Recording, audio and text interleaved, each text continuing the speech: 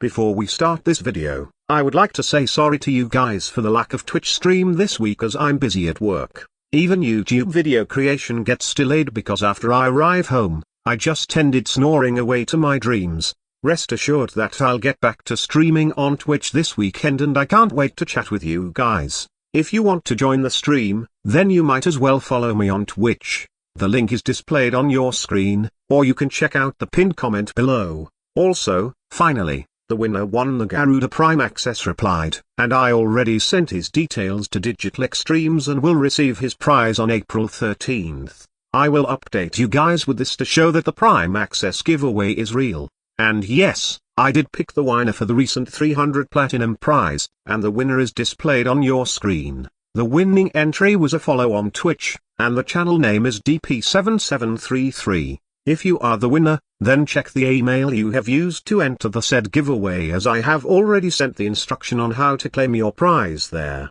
That's all, and now, let's get into the video.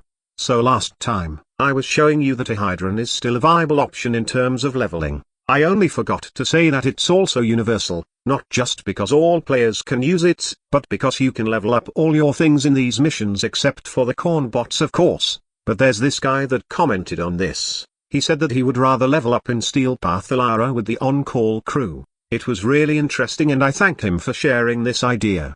I think I already showed an Ilara leveling guide on this channel, but it's kind of different since it takes advantage still of the Kuva Brahma, then tons of survivability mod plus the adaptation and airborne damage reduction mod to keep you alive on the mission. I was very interested with the guy's method since he is using the on-call crew to level up in this area. After trying it, here's what I have to say about this leveling method. First of all, I'm happy to say that it does level up your Warframe fast when you are using the right on-call crew and weapon. It's like an AFK leveling method wherein you just drop your crew and he or she will take care of the rest while you hide and level up. However, there are limitations to this leveling method using the on-call crew.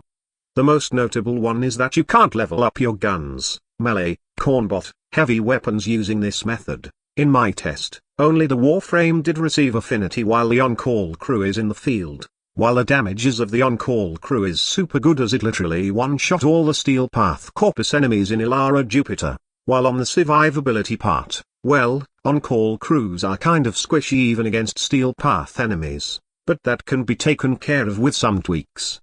But before we head on to that, I would just like to discuss the damaged part of the on-call crew first. Now, to do this leveling method, you should go to Ticker first on Fortuna and buy a crew. Preferably an elite crew as they have a higher shield, health, and competency points value. I would suggest something with high combat and endurance for an on-call crew. You see, rank 5 competencies on combat mean you have 200% more damage in your on-call crew, and mind you, this gets added to all the damage mods you have in your weapon. Think of this, it's like having an Equinox duality clone. The only difference is that it only has bonus damage of 200% at max, but that will be enough to kill Steel Path enemies. Also, just like any other summon in the game, it doesn't take advantage of weapon arcane and galvanized mods. So, what's the best weapon for this setup, squad leader? Is it the Kuva Brahma again? It's not the Meta Brahma, as if you don't know, you can't equip any bows for the on-call crew. I would suggest the Kuva Tsar, as it got more damage and critical chance. But the ordinary Tsar will just do fine for this leveling method.